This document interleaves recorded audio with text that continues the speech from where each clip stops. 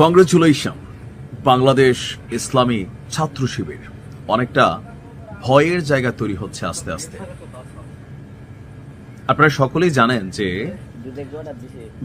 যতগুলো নির্বাচন হয়েছে, বিশেষ করে 5ই আগস্টের পর সারা বাংলাদেশের বিশ্ববিদ্যালয়গুলোতে, সেই বিশ্ববিদ্যালয়গুলোর নির্বাচনী যে ফলাফলের সমীকরণ অনেকটা বদলে গেছে।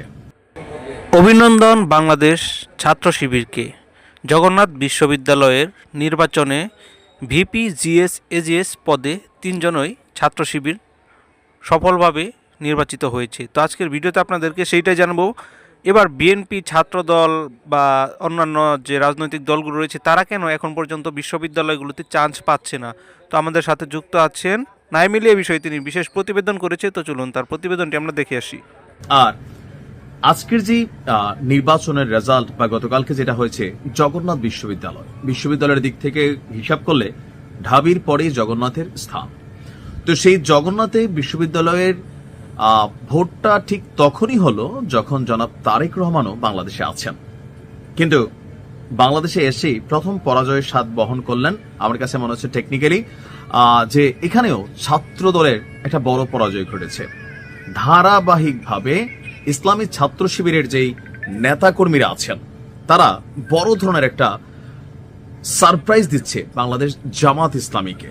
সারপ্রাইজটা এটা যে আমরা আমাদের কাজ করে দেখাই দিচ্ছি, আর এর পাশে একটা জনমত জরিপও কি তৈরি হয়ে যাচ্ছে যে আসলেই আগামী জাতীয় নির্বাচনে জামাত ইসলাম একটা বড় ধরনের ফ্যাক্ট ক্রিয়েট করে ফেলবে। জগন্নাথ বিশ্ববিদ্যালয়ের কেন্দ্রীয় শিক্ষার্থী সংসদ অর্থাৎ জকসুর নির্বাচনের ভোট গণনা শেষ হয়েছে। নানান নাটকীয়তা ছিল, নানান নাটকীয়তা।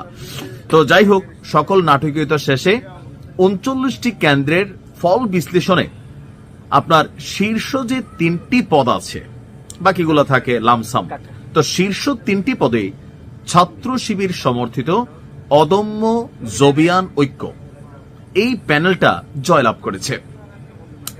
সহসভাপতি পদে মোহাম্মদ রিয়াজুল ইসলাম ছাত্র শিবির থেকে পেয়েছেন 5,564 ভোট।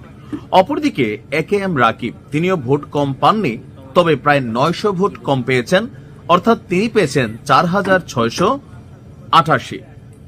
সাধারণ সম্পাদক পদে আব্দুল আলিম আরিফ ছাত্র শিবিরের, তিনি পেয়েছেন 5,470 ভোট। অপরদিকে ছাত্র দলের এখানে যিনি ছিলেন একজন মহিলা, মানে বোঝা যাচ্ছে বাংলাদেশের রাজনীতিতে শেখ হাসিনা এবং বেগম খালেদা জিয়ার পরে অন্যান্য কোন দলে বা অন্যান্য কোন পদে মহিলারা আসলে শক্তভাবে একটা পুরুষকে বিট করতে পারে না, তাও ছাত্রদল বনাম ছাত্র শিবিরে তিনি ভোট পেয়েছেন ওই ছেলের অর্ধেকের চেয়েও অনেক কম। তিনি ভোট পেয়েছেন মাত্র 2203টি।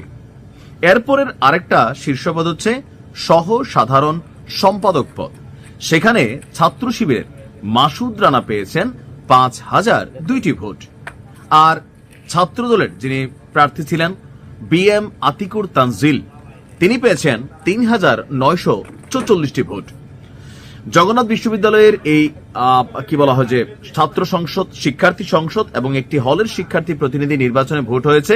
আর দিন শেষে এখানে বিশাল জয় আমরা দেখছি কি বলা হয়েছে ছাত্র শিবিরের। তবে গণনার তথ্যে গরমিল দেখা যাওয়ার কারণে দীর্ঘ সময় এই ভোট গণনার কাজ বন্ধ থাকে, পরে গভীর রাতে আবার এই কাজ শুরু হয়।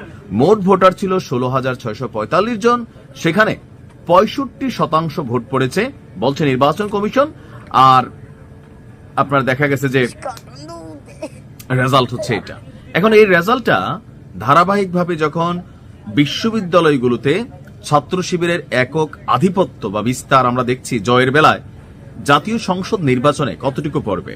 তবে এই নির্বাচনটাকে আমি গুরুত্ব দিলাম এই কারণেই যে জনাব তারেক রহমান এই মুহূর্তে দেশে আছেন, আর দেশে থাকার পরে আমরা সারা বাংলাদেশে যতটা বিএনপির সমর্থন দেখছি, রাস্তাঘাটে অলিতে গলিতে, ফেসবুক, সরকারি বেসরকারি সব দিকে যখন বিএনপির জয় জয়কার, তখন ঠিক তখনই ছাত্র শিবিরের এই জয় একটু ভিন্ন বার্তা দিচ্ছে।